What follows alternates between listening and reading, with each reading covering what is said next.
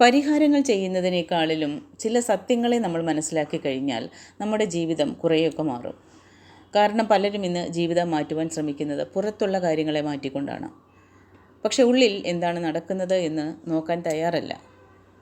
ദുഃഖം വന്നാൽ ഉടനെ പരിഹാരം, ഭയം വന്നാൽ ഉടനെ പരിഹാരം, സാമ്പത്തിക പ്രശ്നം വന്നാൽ പരിഹാരം, കുടുംബ പ്രശ്നം വന്നാൽ പരിഹാരം.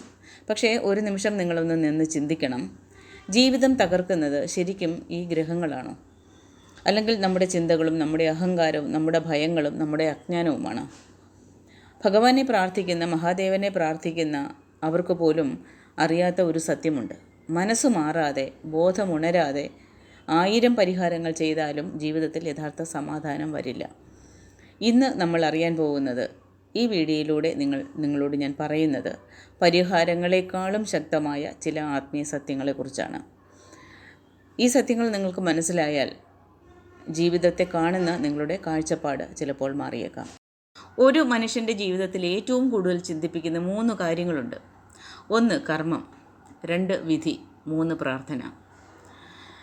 ഇപ്പോൾ ഒരാൾക്ക് നല്ലത് സംഭവിക്കുമ്പോൾ അവൻ്റെ വിധി നല്ലതാണെന്ന് ആളുകൾ പറയും. ആരെങ്കിലും വലിയ ദുഃഖത്തിലാണെങ്കിൽ അത് കർമ്മഫലമാണെന്ന് പറയും. ചിലർ എല്ലാം നഷ്ടപ്പെട്ടിട്ടും ദൈവത്തിൻ്റെ മുന്നിലിരുന്ന് പ്രാർത്ഥിക്കും. അപ്പോൾ ഏതാണ് ശക്തമായിട്ടുള്ളത്? കർമ്മമാണോ, വിധിയാണോ, പ്രാർത്ഥനയാണോ? ഈ ചോദ്യത്തിന് ഒരൊറ്റ വരിയിൽ മറുപടി പറയാൻ കഴിയില്ല. കാരണം ജീവിതം അത്ര ലളിതമായ കാര്യമല്ല. മനുഷ്യൻ അനുഭവിക്കുന്ന ഓരോ സംഭവത്തിൻ്റെയും പിന്നിൽ അനവധി അദൃശ്യ ബന്ധങ്ങളുണ്ട്. നമ്മൾ ഇന്ന് അനുഭവിക്കുന്ന പല കാര്യങ്ങളും ഇന്നലെ എടുത്ത തീരുമാനങ്ങളുടെ ഫലമാണ്.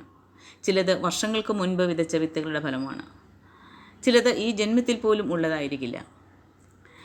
ഇപ്പോൾ ഒരു കർഷകൻ മണ്ണിൽ വിത്ത് വിതയ്ക്കുമ്പോൾ അവൻ എന്താണ് വിതയ്ക്കുന്നത് എന്നത് അനുസരിച്ചാണ് ആ വിളവുണ്ടാകുന്നത്. നെല്ല് വിതച്ചിട്ട് ഗോതമ്പ് കിട്ടണമെന്ന് പ്രതീക്ഷിക്കാനാവില്ല, ശരിയല്ലേ? അതേപോലെ തന്നെ മനുഷ്യൻ്റെ ഓരോ ചിന്തയും, ഓരോ വാക്കും, ഓരോ പ്രവൃത്തിയും ഒരു വിത്താണ്. അതാണ് കർമ്മം. ഇന്ന് നമ്മൾ കോപത്തോടെ ഒരാളെ വേദനിപ്പിച്ചാൽ അതിൻ്റെ പ്രതിഫലം എപ്പോഴെങ്കിലും ജീവിതത്തിലേക്ക് തിരികെ വരും. ഇന്ന് നമ്മൾ ആരെയെങ്കിലും കരയിപ്പിച്ചാൽ ആ കരച്ചിലിൻ്റെ പ്രതിധ്വനി ഒരു നാൾ നമ്മളിലേക്കും എത്തും. ഇതൊരു ശാപമല്ല, ഇതാണ് പ്രകൃതിയുടെ നിയമം. പലർക്കും കർമ്മം എന്ന് കേൾക്കുമ്പോൾ ഭയമാണ് ഉണ്ടാകുന്നത്, അല്ലേ? ഞാൻ മുൻ ജന്മത്തിൽ എന്തോ തെറ്റ് ചെയ്തതുകൊണ്ടാണ് ഇങ്ങനെ കഷ്ടപ്പെടുന്നത് എന്ന് കരുതി ചിലർ ജീവിതം തന്നെ വെറുത്തു പോകുന്നവരുണ്ട്. പക്ഷേ കർമ്മത്തെ ഭയപ്പെടേണ്ട കാര്യമല്ല. കർമ്മം ശിക്ഷ നൽകാൻ മാത്രമുള്ള കാര്യമല്ല, പഠിപ്പിക്കാനാണ്, മനുഷ്യനെ ഉണർത്താനാണ്. ഇപ്പോൾ തീയിൽ കൈവച്ചാൽ പൊള്ളും. അത് തീയുടെ ദേഷ്യമാണോ? തീക്ക് നമ്മളോട് എന്തെങ്കിലും കോപമുണ്ടോ? അത് ഒരു നിയമമാണ്. അതുപോലെ ദുഷ്ടപ്രവൃത്തികൾ ദുഃഖം നൽകും, സ്നേഹം സമാധാനം നൽകും, കരുണ മനസ്സിനെ ശുദ്ധമാക്കും. അതാണ് കർമ്മത്തിൻ്റെ സത്യം. പക്ഷേ ഇവിടെ മറ്റൊരു ചോദ്യം വരും, എങ്കിൽ വിധി എന്താണ്? അപ്പോൾ വിധി എന്ന് പറയുന്നത് പലർക്കും തെറ്റായി മനസ്സിലാകുന്ന ഒരു കാര്യമാണ്. എല്ലാം നേരത്തെ എഴുതിപ്പോയി, ഇനി ഒന്നും മാറ്റാൻ കഴിയില്ല, അങ്ങനെ കരുതി ചിലർ ജീവിതം തന്നെ മടുപ്പിലായി പോകുന്നവരുണ്ട്. പക്ഷേ ആത്മീയമായിട്ട് നോക്കുമ്പോൾ വിധി എന്നതൊരു പാത പോലെയാണ്, ഒരു വഴിയാണത്. മനുഷ്യൻ്റെ മുൻകർമ്മങ്ങൾ ചേർന്നുണ്ടാക്കുന്ന ഒരു പാത. പക്ഷേ ആ പാതയിലേക്ക് നമ്മൾ എങ്ങനെ നടക്കണം എന്ന് തീരുമാനിക്കാൻ ഇപ്പോഴും മനുഷ്യന് സ്വാതന്ത്ര്യമുണ്ട്. അതെപ്പോഴുമുള്ള കാര്യമാണ്. ഇപ്പോൾ ഒരു ഉദാഹരണം പറഞ്ഞാൽ, മഴ പെയ്യുന്നത് നിങ്ങളുടെ നിയന്ത്രണത്തിലല്ല. പക്ഷേ കുടയെടുത്ത് നടക്കണം എന്നുള്ളത് അത് നിങ്ങളുടെ തീരുമാനമാണ്. പ്രകൃതി അത് നിങ്ങളെ കാണിച്ചു തരുന്നുണ്ട്. മഴക്കാറ് മൂടുന്നു, ആകാശമെല്ലാം ഇരുണ്ട് നിൽക്കുന്ന ആ അവസ്ഥ വരുമ്പോഴേ നമ്മൾ പറയും, ഓ മഴ വരുന്നുണ്ട്. അപ്പോൾ നമ്മൾ മഴ നനഞ്ഞ് നമ്മൾ നടക്കണമെന്ന് തീരുമാനിക്കുന്നതും, അല്ലെങ്കിൽ ഒരു കുട എടുത്തുകൊണ്ട് നടക്കണമെന്ന് തീരുമാനിക്കുന്നതും അത് നമ്മളുടെ കയ്യിലുള്ളതാണ്, അല്ലേ? അത് നമ്മുടെ തീരുമാനമാണ്. ജീവിതത്തിലും ഇതേപോലെ ചില സാഹചര്യങ്ങൾ വരും, ചില ബന്ധങ്ങൾ, ചില നഷ്ടങ്ങൾ, ചില പരീക്ഷണങ്ങൾ എല്ലാം വന്നേക്കാം. പക്ഷേ അതിനെ നേരിടുന്ന നിങ്ങളുടെ മനോഭാവം, അതാണ് നിങ്ങളുടെ പുതിയ കർമ്മത്തെ സൃഷ്ടിക്കുന്നത്. ചിലർ ദുഃഖങ്ങളിൽ തകർന്നു പോകാറുണ്ട്. ചിലർ അതേ ദുഃഖത്തിൽ നിന്ന് ആത്മീയമായിട്ട് ഉണരും. അതുകൊണ്ടാണ് ഒരേ പ്രശ്നം എല്ലാവരെയും ഒരേപോലെ ബാധിക്കാത്തത്. ഒരേ പ്രശ്നം തന്നെ പലരെയും പല രീതിയിൽ ആയിരിക്കും അവരെ മാറ്റുന്നത്. അത് ഉള്ളിലെ ബോധമാണ് ആ വ്യത്യാസമുണ്ടാക്കുന്നത്. ഇപ്പോൾ ഒരു ചോദ്യം വരും, പ്രാർത്ഥനയ്ക്ക് എന്താണ് സ്ഥാനം? പലർക്കും പ്രാർത്ഥന ഒരു ആവശ്യങ്ങളുടെ പട്ടിക പോലെയാണ്. ദൈവമേ ഇത് തരൂ, അത് മാറ്റൂ, ഈ പ്രശ്നം നീക്ക് എന്നിങ്ങനെ. പക്ഷേ യഥാർത്ഥമായ ഒരു പ്രാർത്ഥന മനുഷ്യനെ മാറ്റാനാണ് ആദ്യം വരുന്നത്. സാഹചര്യം മാറുന്നതിന് മുൻപ് തന്നെ നമ്മുടെ മനസ്സ് മാറും. ഭയം കുറഞ്ഞു തുടങ്ങും. ഉള്ളിലൊരു ധൈര്യമുണ്ടാകും. അതാണ് പ്രാർത്ഥനയുടെ ആദ്യത്തെ അനുഭവം. സത്യത്തിൽ പ്രാർത്ഥനയാണ് ആത്മീയതയുടെ ആദ്യത്തെ പടി. ഒരു മനുഷ്യൻ കഷ്ടതയിൽ തകർന്നിരിക്കുമ്പോഴും എല്ലാം അവസാനിച്ചു എന്ന് തോന്നുമ്പോഴും അവർ ദൈവത്തിൻ്റെ മുന്നിലിരുന്ന് കരയും. ആ നിമിഷം പുറത്തൊന്നും മാറിയിട്ടുണ്ടാവില്ല അവർക്ക്. പക്ഷേ ഉള്ളിലൊരു ശക്തി ഉണ്ടാകും. ഞാൻ ഇനിയും തകർന്നിട്ടില്ല, ഞാൻ ഒറ്റയ്ക്കല്ല എന്നൊരു അനുഭവം. അതാണ് പ്രാർത്ഥനയുടെ ശക്തി. ശിവഭക്തരുടെ ജീവിതത്തിൽ പ്രത്യേകിച്ചും ഇത് കാണാൻ പറ്റുന്ന കാര്യമാണ്. അവർക്ക് കഷ്ടങ്ങൾ വന്നിട്ടില്ലേ എന്ന് ചോദിച്ചാൽ വന്നു, നഷ്ടങ്ങൾ ഉണ്ടായിട്ടില്ലേ എന്ന് ചോദിച്ചാൽ ഉണ്ടായി. പക്ഷേ എന്തുകൊണ്ട് അവർ വീണ്ടും എഴുന്നേറ്റ് ധൈര്യത്തോടെ നിൽക്കുന്നു, നേരിടുന്നു? കാരണം പ്രാർത്ഥന അവരുടെ ഉള്ളിലൊരു അറിവിൻ്റെ അഗ്നിയാണ് ഉണർത്തിയിരിക്കുന്നത്, ഒരു ബോധത്തിൻ്റെ അഗ്നിയാണ് ഉണർത്തിയിരിക്കുന്നത്.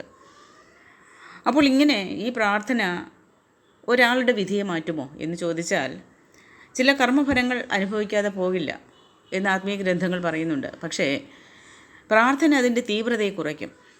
അത് നേരിടാനുള്ള ഒരു ശക്തിയെ നൽകും. ചിലപ്പോൾ ജീവിതത്തിൻ്റെ ദിശ തന്നെ മാറ്റും. ഇപ്പോൾ ഒരു രോഗിയെ നോക്ക്. രോഗം വന്നു, പക്ഷേ ശരിയായ ചികിത്സ, ഭക്ഷണം, മനോബലം ഇതെല്ലാം രോഗത്തിൻ്റെ ആഘാതത്തെ കുറയ്ക്കുന്നതാണ്. അതേപോലെ പ്രാർത്ഥന നമ്മുടെ ആത്മാവിൻ്റെ ചികിത്സയാണ്. മെഡിക്കൽ ട്രീറ്റ്മെൻറ്റ് നമ്മുടെ ശരീരത്തിനാണ് ആവശ്യമെങ്കിൽ പ്രാർത്ഥന നമ്മുടെ ആത്മാവിൻ്റെ ചികിത്സയാണ്. പലപ്പോഴും ദൈവം പ്രശ്നം ഉടനെ എടുത്ത് കളയില്ലത് എൻ്റെ അനുഭവത്തിൽ കൂടെ ഞാൻ പറയുകയാണ്. പകരം മനുഷ്യനെ ശക്തനാക്കും. കാരണം ദൈവം നിൻ്റെ ദുഃഖം മാത്രമല്ല നോക്കുന്നത്, നിങ്ങളുടെ ആത്മാവിൻ്റെ വളർച്ചയുമാണ് നോക്കുന്നത്. ആത്മാവിൻ്റെ കടമകൾക്കനുസരിച്ചാണ് നമ്മളുടെ ഈ ജന്മത്തിലെ നമ്മുടെ അനുഭവങ്ങൾ. അത് പരിധിവരെ നമ്മുടെ ഈ പ്രാർത്ഥന കൊണ്ട് നമുക്കതിൻ്റെ ആഘാതം മാറ്റിയെടുക്കാൻ പറ്റും. അപ്പോൾ ഭയത്തിൽ നിന്നും ഉള്ള പ്രാർത്ഥനയെ വിട്ടിട്ട് സ്നേഹത്തോടെയുള്ള പ്രാർത്ഥന ഉണ്ടാകണം. അപ്പോഴാണ് നമ്മുടെ കർമ്മങ്ങൾ മാറിപ്പോകുന്നത്, കർമ്മങ്ങൾ മാറി തുടങ്ങുന്നത്. കാരണം സ്നേഹത്തോടെ ജീവിക്കുന്ന ഒരു മനുഷ്യൻ്റെ ചിന്തയിൽ പോലും ഒരു ദുഷ്ടത ഉണ്ടാവില്ല. ആ ചിന്തകൾ ശുദ്ധമാകും. ജീവിതത്തിൽ പല കാര്യങ്ങളും നമ്മൾക്ക് നിയന്ത്രിക്കാനാകാത്ത പല കാര്യങ്ങളുമുണ്ട്. ആരെ കാണും, എന്ത് നഷ്ടപ്പെടും, എപ്പോൾ മരണം വരും, ഒന്നും നമ്മൾക്ക് പൂർണ്ണമായിട്ട് അറിയില്ല. പക്ഷേ ഓരോ നിമിഷവും എങ്ങനെ ജീവിക്കണമെന്ന് തീരുമാനിക്കാൻ നമ്മൾക്ക് കഴിയും, അല്ലേ? അതാണ് മനുഷ്യൻ്റെ സ്വാതന്ത്ര്യവും. ഒരു മനുഷ്യൻ തൻ്റെ വേദനയിൽ നിന്ന് ജ്ഞാനം കണ്ടെത്തുമ്പോഴാണ് തൻ്റെ തെറ്റുകളിൽ നിന്ന് ബോധം തുടങ്ങുന്നത്. ഒരു മനുഷ്യൻ തൻ്റെ വേദനയിൽ നിന്ന് ജ്ഞാനം കണ്ടെത്തുമ്പോൾ, തൻ്റെ തെറ്റുകളിൽ നിന്ന് ബോധം നേടുമ്പോൾ, തൻ്റെ ദുഃഖത്തിലൂടെ കരുണ വളർത്തുമ്പോൾ അവൻ വിധിയുടെ അടിമയെ തുടരില്ല. അത് ഈ പ്രപഞ്ച സത്യമാണ്.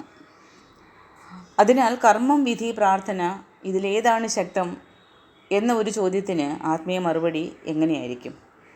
കർമ്മം ജീവിതത്തിൻ്റെ നിയമമാണ്, വിധി അതിൻ്റെ ഒരു ഒഴുക്കാണ്. പക്ഷേ പ്രാർത്ഥനയും ബോധവും ചേർന്ന് കഴിഞ്ഞാൽ മനുഷ്യൻ തൻ്റെ ഉള്ളിനെ മാറ്റാൻ തുടങ്ങും. ഇവിടെ പ്രാർത്ഥനയും ബോധവും എന്ന് പറയുമ്പോൾ പ്രാർത്ഥനയും ധ്യാനവും.